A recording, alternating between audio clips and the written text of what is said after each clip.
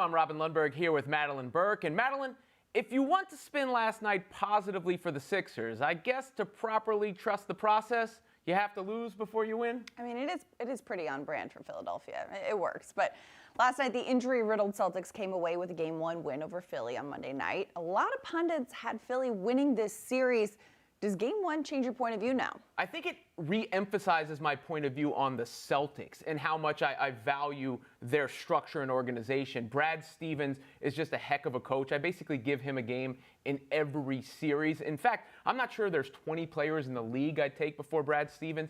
Everybody that was on the Celtics last year that had career years fell off a cliff. Doesn't matter who's in and out of the lineup. And then the way he went at Ben Simmons and Embiid last night. He made Embiid guard on the perimeter defensively. He exposed Ben Simmons' lack of a jump shot. And then you have to give some credit to Danny Ainge and the roster as well, because despite all the injuries, they still have Jason Tatum, and they still have Terry Rozier, who's able to step in more than ably for Kyrie Irving. Well, and as much as you like to credit Brad Stevens, so you got to give a hat tip to those Celtics fans. Celtics fans is a different environment than Miami, and you've got them trolling Ben Simmons at the line, chanting not a rookie. You got them chanting F the process out there. They're kind of hyped, and this is a different environment. Playing at the Garden is very different than playing on the road in Miami, especially in the playoffs. I think that this was to be expected. I didn't think that the Sixers were going to sweep Boston at Boston.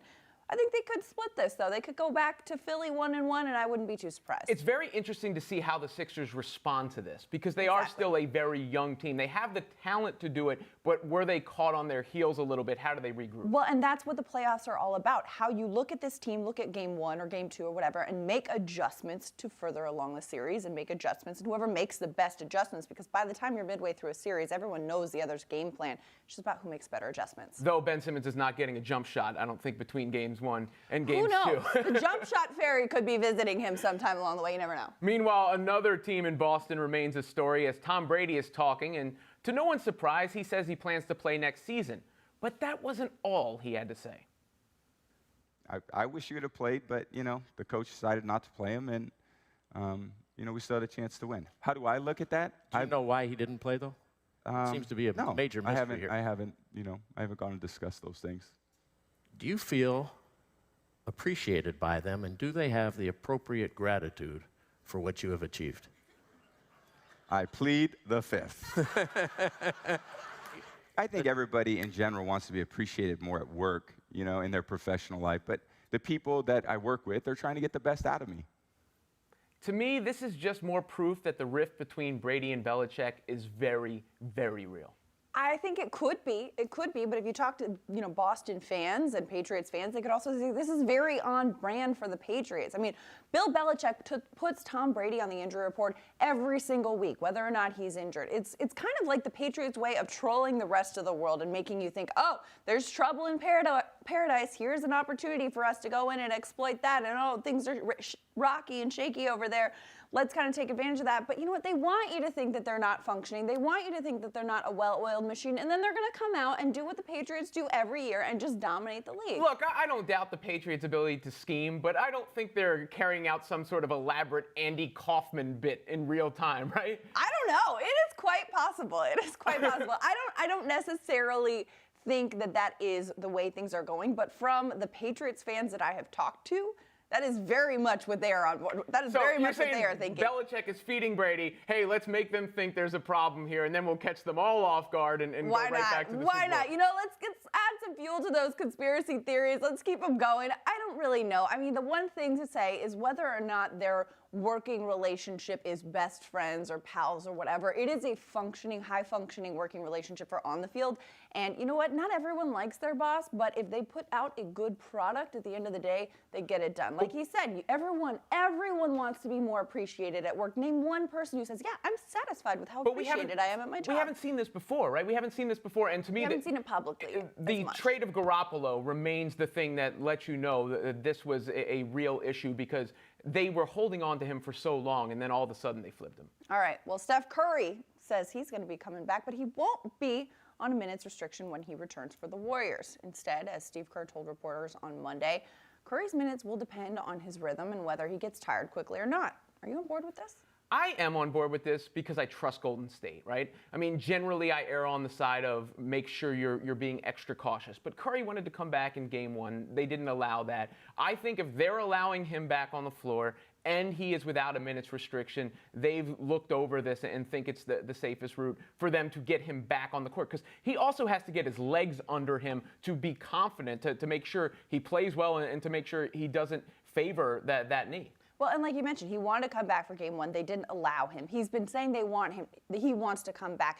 Of course, they're not going to put a minutes cap on it because they don't actually know what he's working with. He's telling them, I'm fine, I'm fine, I'm fine. Of course he's going to say that. It's the playoffs. He wants to be there. So they need to use the eye test. If they say, oh, we're going to put a 15-minute cap on him and he's out there for 5 minutes and he's looking terrible, they're going to pull him. Or if he's looking great, they're going to let him play. But they need to let that go. And they also need to be protective of him because we have seen what happens when players come back too soon from injury, end up re-aggravating the injury, making it so much worse. And then he's available for a portion of a playoff game instead of a stretch when they need him most. We've also seen the only time this Golden State team was vulnerable was when Curry was playing a little bit hobbled and he wasn't quite the best version of himself. Exactly. All right, elsewhere in the NBA, this week's Sports Illustrated cover is a massive profile of Mike D'Antoni and the Houston Rockets offense, written by Lee Jenkins. The piece details how D'Antoni has adapted his style from the freewheeling 7 seconds or less Suns to an isolation-heavy, star-dominant system. Now, obviously, it's explosive and efficient, but Robin, is it fun to watch? I could see why people would say it isn't fun to watch. One, because of Harden trying to get the calls, and two, because this team, according to the tracking data, moves and passes less than any other team in the league. Personally, I think it's fun to watch because I like to see Harden and Paul toy with their opponent. And there's sort of two different versions of them as well. You know, they try to get up and down in the full court, and then in the half court, they slow it down and either ISO you or pick and roll you to death. And I also like seeing the evolution of Mike D'Antoni, who's had one of the more fascinating careers I can remember, from way up high with the Suns to way down low with the Knicks and Lakers, and right back up, way up high here with the Rockets. Well, and I think the thing with D'Antoni, too, is he's shown that he is able to look at the personnel on his roster and say, how can I use you best to your ability, and also how can I get you to buy into what we're using everyone else for? I mean, 90% of the time, it's a pick and roll with either James Harden or Chris Paul with the ball off a Clint Capella screen, and everyone else is spacing the floor. But Rockets work well in space, so see what I did there? Dad joke. Good morning, Tuesday. It's a dad joke. All right. To an important decision some dads might have to make. Caught you off guard with that one. A new study from Boston University found playing tackle football before age 12 can lead to an earlier onset of symptoms of brain disease by an average of 13 years. It seems like every new piece of information emphasizes the heightened dangers of playing football for young people. Eventually, do you think youth football needs to be outlawed, or should it remain in the hands of the parents? I think outlawed is a strong stance to take. I don't think it should be outlawed. I think the parents should have the right to say, you know what, I want my kid to be able to play this game that they enjoy. I think safety measures should be taken. But again, concussions, while they are prominent in youth football, that's not the only place you get a concussion. Soccer, you head the ball. That's a lot of contact with the head and the ball, and that's a lot of concussions there. I myself have had 8 concussions. Not a single one of them came from a down of football. And there's a lot of ways that you can have these brain injuries. Yes, football right now is in the spotlight with concussions and with the amount of, vulnerability your head has in that game. I do not think they should outlaw it. I think they should continue to look at making safety measures or taking measures to make it safer for young kids. But it's not just about concussions. It's about repeated head trauma. And I don't think you can really compare soccer to football in that regard. As a parent myself, I've already made the decision there's no way my kids are playing football. And the more I think about it, the more I think they may have to ban it, because a child at that age is not able to make the decision for themselves. And if they're putting them in danger, that's a responsibility you may have to take out of some parents' hands. Of course, we paid a lot of attention to home runs in baseball, but perhaps we should be paying just as much attention to strikeouts, as for the first time ever this season, batters are striking out more often than they're recording hits. Is this a problem for baseball? I don't think a problem is the right word to use. I think it's an interesting evolution of the sports, but I think there's a lot of reasons why. I mean, first of all, April has been unseasonably cold, and that's affected a lot of baseball games. I think offense is a little bit different when you're freezing out there. You're not kind of in that flow. You're not warm. You're not as loose. But also strikeouts have lost a little bit of that negative stigma, because as teams are kind of honing in on this analytics era and figuring out that the cost benefit of an all or nothing swing, you can swing for the fences and either strike out or get a home run. I mean, hitters who strike out a lot are also the hitters who end up hitting more home runs. So I think that there's not as much of a negative aspect with hitting strikeouts. However, the fewer balls that are in play, whether it's a ground out or a pop fly or whatever, it is more dead time. And if you're not putting balls in play, you're not putting balls out there, I think that does kind of lose a little bit of excitement for the sport. The number that stands out to me is 35% of at-bats are ending in strikeouts, walks, or home runs. That means a lot of long at-bats, and that means a lot less action, and that where is the problem could be. It's finally warm, at least here in New York, which means baseball season is truly upon us. Back in the 50s, New York Giants pitcher Johnny Antonelli might call this beanball weather. But there was one batter he didn't dare hit, not even to protect Willie Mays. Find out who and why in the latest Sports Animated. One instance that I can remember very well is the Cincinnati Reds had come into the Polo Grounds, and Bertie Tebbetts was their manager. He was an ex-catcher for the Red Sox, and he believed that if you knocked Mays down the first time up, he shied away. So before the series began, we always had a meeting on how we were going to pitch to these different players so everybody knew what to expect. But anyway, Horace Stoneham called Leo DeRocher. He said, you guys better start taking care of his boy, meaning retaliate. Well, he didn't have to tell us that, but that's what he did to Leo. So I'm pitching that day. So the first guy I hit right in the middle of the back. The next guy I hit in the arm. The next guy was Pet Klazuski. I mean, he was big. He was so big they had to cut the sleeves off his shirt so he could get his arms in. He was 6'4" and about 280 pounds. I called the catcher out. I think it was Wes Westrom at this time. I said, Wes, if you think I'm going to hit this guy, you're out of your mind. So we laughed, and then he went back behind the plate. 16 innings later, I'm still pitching, and I beat him 2-1. Now, that's not the whole story. The whole story is Mays was never thrown at that game, but I know he was looking for it on every pitch. So it didn't do him any good. We're joined now by world-renowned soccer writer and SI's very own Grant Wahl, who's here today to talk a little bit about his new book, Masters of Modern Soccer, How the World's Best Play at the 21st Century Game. It's available now everywhere in bookstores. Now, this book highlights the playing styles of current soccer stars, such as Christian Pulisic, Chicharito, Vincent Kompany.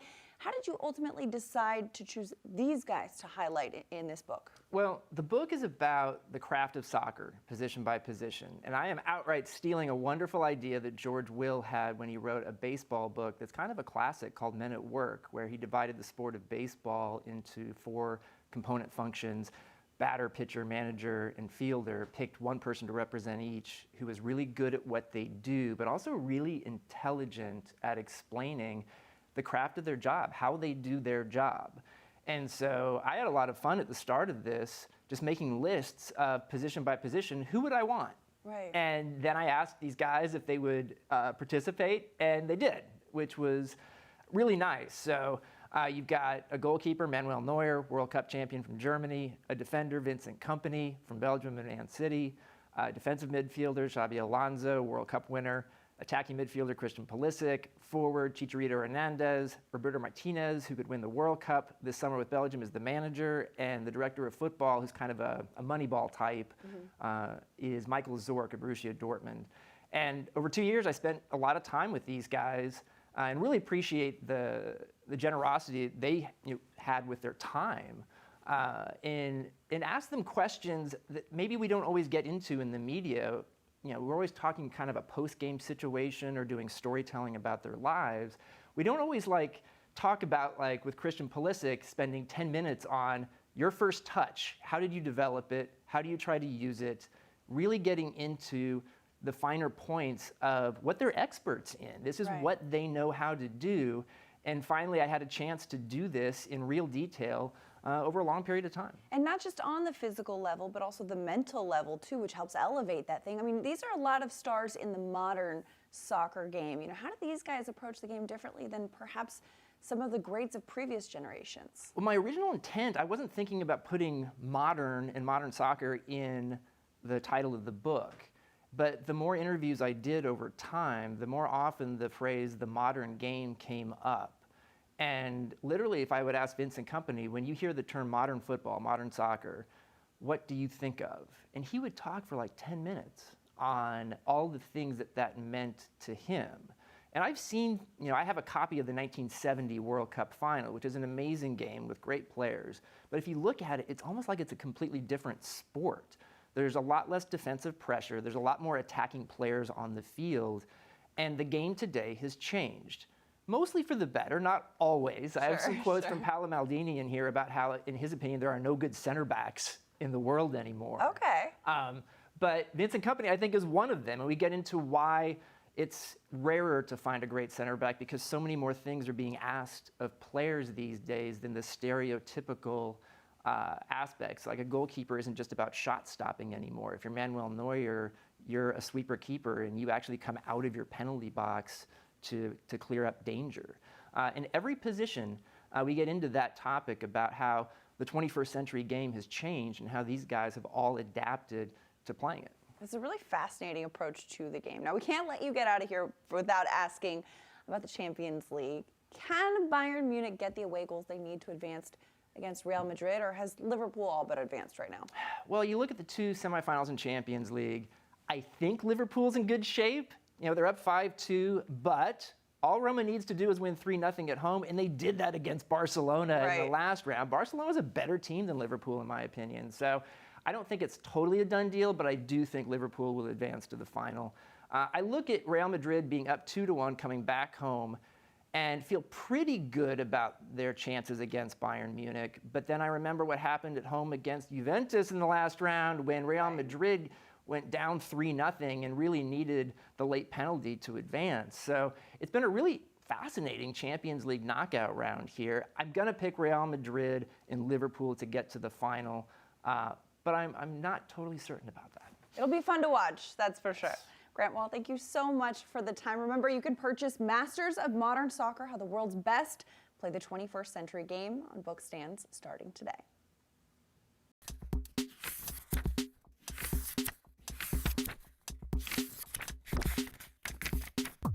I'm here with UFC Women's Bantamweight Champion Amanda Nunes. UFC 224 Nunes Pennington, Saturday, May 12th, live on pay-per-view. And Amanda, you had to correct the UFC on the number of this pay-per-view. Do you feel a little bit of a lack of respect maybe in the promotion, or perhaps the lack of hype for this one? I feel like the promotion should promote this card more for sure. But it is what it is. I'm ready to do my job, step in the cage, defend my belt. And after that, things gonna change, It been changed a lot. And after this next fight, for sure, things gonna be way better. Have you communicated any of this personally to Dana White? How's your relationship with him? No, because I think they are the owner of the promotion. They know what they do. I don't need to tell them anything. I feel like if you wanna the fight to grow, you have to do something about it, and they're supposed to know that. Now, does this motivate you? You've got this fight with Pennington. Do you want to have this dominant performance more so than usual? Definitely, every single opponent always make me train more, to show better than me. And this one is not different. Pennington is the best opponent in right now in the division. And I'm excited, I'm ready. I know I'm gonna bring a lot of new things, and I'm ready to show everybody I'm here for a reason. Now, you obviously have a lot of confidence in yourself. Do you feel that you can be the face of the promotion as Ronda Rousey once was? I think it depends the moment. Ronda have her moment, and now is my time, my moment. And Ronda was a champion. I'm a completely different one. I think she sell how she was, and now is another thing, Now is another era and a new champion. I feel like everybody have something to show to the world, Everybody have your own history, and I feel like I have a history. I have good things to show to the world, for sure. Well, let's say for the sake of it, she came back and said she wanted to challenge you for the belt. Would you give her that fight? I definitely. I think she deserved. I think she did a lot in this sport. And if she want to come back, it's a huge pay-per-view right there. And I'm looking for. Yeah, sometimes those names, you know that they draw in the eyes, and of course they draw in the dollar signs. And One of those names outside of the UFC is Floyd Mayweather, who says he wants to make an appearance in the octagon before the end of the year. What would your advice to him be? Training wrestling, training jiu-jitsu, and I feel like if he won, he can do. A lot of people want to fight him for sure. And I hope he be able to do. Conor McGregor and do step in to do boxing. Why Mayweather can do MMA as well? That's interesting because I've heard the opposite from a lot of people. Now, you're known for your striking ability. Do you think that would translate for him in the octagon? You think Floyd could actually do well? Well, he have to train first, see how he feel. Step in to do wrestling, jiu-jitsu, to see if he... Because some people have that kind of easy way to pick it up, He might, step in the jiu-jitsu class and then easy to pick it up things, and he be able to put it together. You don't need a lot. You don't need to be expert in jiu-jitsu, expert in wrestling. If you know how to defend very well, if you know how to keep this fight on the feet, I think you'll be able to handle. You mentioned Conor McGregor a little bit earlier. Obviously, he had the incident. Do you think he should be allowed to fight in the UFC again? I honestly, if he was in another kind of promote, he would be out for sure. In the NFL or whatever, he would be out. But in UFC, I don't know why they still keep him. But, after that incident, he shouldn't fight in UFC anymore. I don't think so. So if it were up to you, he would be banned from the UFC? Yeah. What can fans expect from UFC 224? It's going to be a war, because I'm ready to defend my belt, and I'm ready to show the fans I'm the best champion in this division. And every day I go to the gym, I try to learn something new, to step in the cage and then give the fans a show. And I'm ready. I can't wait. I'm excited, and it's gonna be in Brazil, in my country, and this is making me motivated.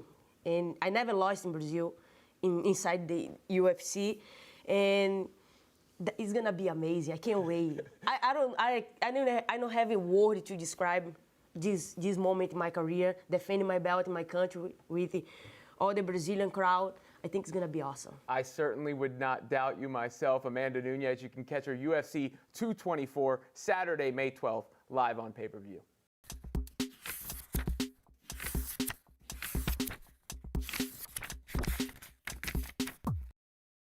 Session. Ilyasova ended up with the open three, Brian. They've got to make those shots after the Celtics put that much pressure on you. Ilyasova and those three-point shooters. The NBA continues to lead all major sports in trolling as Boston fans chanted not a rookie to Ben Simmons last night, much to the delight of Donovan Mitchell. Plus, Terry Rozier sported a Drew Bledsoe Patriots jersey, likely a reference to him mistakenly referring to Eric Bledsoe as Drew last round. How much do you think all this adds to the league's seemingly burgeoning popularity? I mean, the NBA is all about the game, but also the style and NBA Twitter. It is a lot of fun, which I'm sure we'll talk about more tomorrow. We'll be back 10:30 Eastern for more SI Now. Continue to follow us on Twitter.